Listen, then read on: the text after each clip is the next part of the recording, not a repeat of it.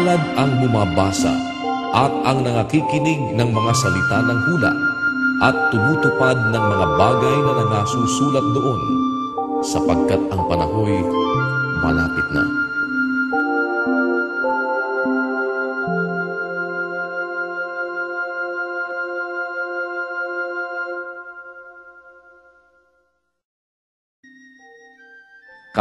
Kapitulo 25.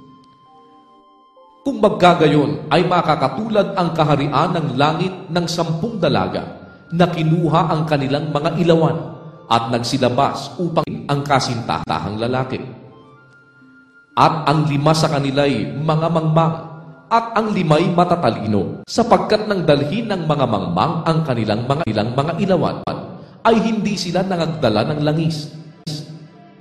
Datapwat ang matatalino nangagdala ng langis sa kanilang sisidlan na kasama ng kanilang mga ilawan. Samantalang nagtatagal nga ang kasintahang lalaki, ay nangagantok silang lahat at nangakatulog. Datapwat pagkahating gabi ay may sumigaw, "Narito ang kasintahang lalaki, magsilabas kayo upang salubungin siya." Nang magkagayoy, nagsipagbangon lahat ang mga dalagang yaon at pinag-igi ang kanilang mga ilawan. At sinabi ng mga mangmang sa matatalino, "Bigyan ninyo kami ng inyong langis, sapagkat nangamamatay ang aming mga ilawan." Datapwat nagsisagot ang matatalino na nangagsasabi, "Baka sakaling hindi magkasya sa amin at sa inyo, magsiparoon muna kayo sa nangagbibili at magsibili kayo ng ganang inyo." At samantalang sila'y nagsisiparoon sa pagbili, ay dumating ang kasintahang lalaki, at ang mga nahahanda ay nagsipasok na kasama niya sa piging ng kasalan, at inilapat ang pintuan. Pagkatapos ay nagsirating naman ang mga ibang dalaga na nagsisipagsabi, "Panginoon, Panginoon, buksan mo kami." Datapwat sumagot siya at sinabi, "Katotohanang sinasabi ko sa inyo, hindi ko kayo nangakikilala. Mangagpuyat nga kayo, sapagkat hindi ninyo nalalaman ang araw ni ang oras. Sapagkat tulad sa isang tao na nang paroroon sa ibang lupain, ay tinawag ang kanyang sariling mga alipin at ipinamahala sa kanila ang kanyang mga pag-aari. At ang isa'y binigyan niya ng 5 talento, ang isa'y 2, at ang isa'y 1. Sa bawat isa'y ayon sa kani-kanyang kaya, at siya'y yumaon sa kanyang paglalakbay. Ang tumanggap ng 5 talento, pagdakay yumaon at ipinangalakal niya ang mga yaon, at siya'y nakinabang ng 5 pang talento. Sa gayon ding paraan, ang tumanggap ng 2 ay nakinabang ng ibang 2 pa. Datapwat ang tumanggap ng 1 ay yumaon at humukay sa lupa at itinago ang salapi ng kanyang Panginoon. Pagkatapos nga mahabang panahon ay dumating ang Panginoon ng mga aliping yaon at nakipaghusay sa kanila. At ang tumanggap ng 5 talento ay lumapit at nagdala ng 5 talento na nagsasabi, "Panginoon, binigyan mo ako ng 5 talento. Narito, ako'y nakinabang ng 5 pang talento." Sinabi sa kanya ng kanyang Panginoon, "Mabuting gawa, mabuti at tapat na alipin. Nagtapat ka sa kakaunting bagay. Pamamahalain kita sa maraming bagay. Pumasok ka sa kagalakan ng iyong Panginoon." At lumapit naman ang tumanggap ng 2 talento at sinabi, "Panginoon, binigyan mo ako ng 2 talento. Narito, ako'y nakinabang ng 2 pang talento." Sinabi sa kanya ng kanyang Panginoon, "Mabuting gawa, mabuti at tapat na alipin. Nagtapat ka sa kakaunting bagay. Pamamahalain kita sa maraming bagay. Pumasok ka sa kagalakan ng iyong Panginoon."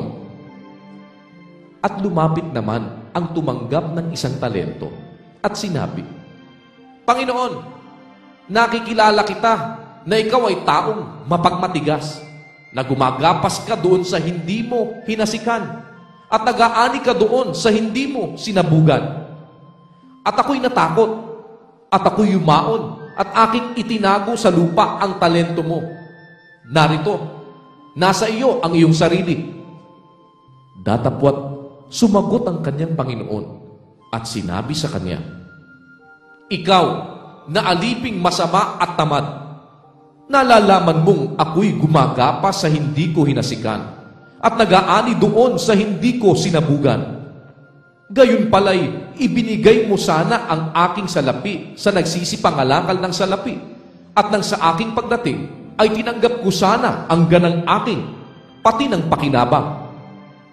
Alisin nga ninyo sa kanya ang talento at ibigay ninyo sa may 10 talento, sapagkat ang bawat mayroon ay bibigyan at siya'y magkakaroon ng sagana, ngunit ang wala, pati pa ng nasa kanya ay aalisin sa kanya.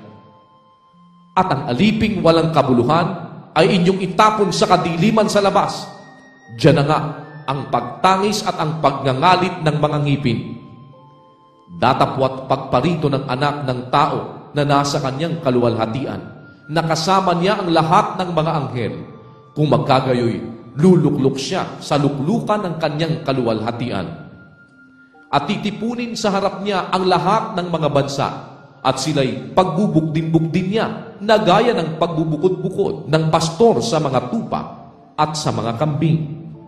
At ilalagay niya ang mga tupa sa kanyang kanan, datapwat sa kaliwa ang mga kambing. Kung magkagayoy, sasabihin ng hari sa nanga sa kanyang kanan, magsiparito kayo, mga pinagpala ng aking ama, manahin ninyo ang kahariang nakahanda sa inyo, buhat ng itatag ang sanlibutan. Sapagkat ako'y nagutom, at ako'y inyong pinakain. Ako'y nauhaw, at ako'y inyong pinainom. Ako'y naging taga-ibang bayan, at inyo akong pinatuloy. Naging hubad, at inyo akong pinaramtan. Ako'y nagkasakit, at inyo akong dinalaw. Ako'y nabilanggo, at inyo akong pinaroonan.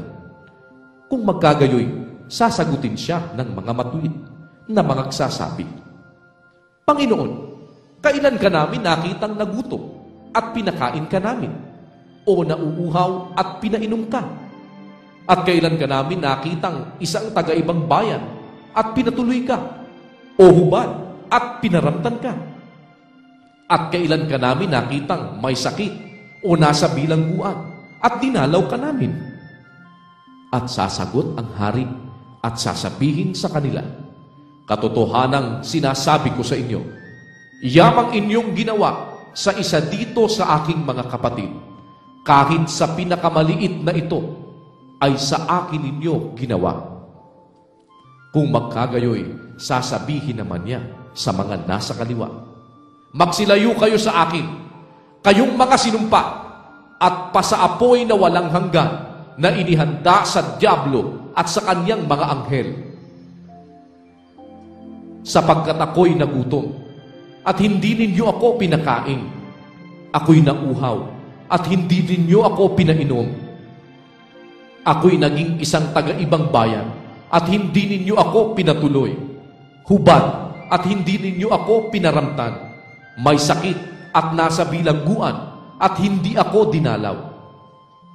Kung magkagayoy, sila na may magsisisagot na magsisipagsabi, Panginoon, kailan ka namin nakitang nagugutom o nauuhaw o isang taga-ibang bayan o hubad o may sakit o nasa bilangguan at hindi ka namin pinaglingkuran? Kung magkagayoy, sila'y sasagutin niya na sasabihin, katotohanang sinasabi ko sa inyo, na yamang hindi ninyo ginawa sa maliliit na ito, ay hindi ninyo ginawa sa akin. At ang mga ito'y mga paparoon sa walang hanggang kaparusahan. Datapwat, ang mga matuwid ay sa walang hanggang buhay.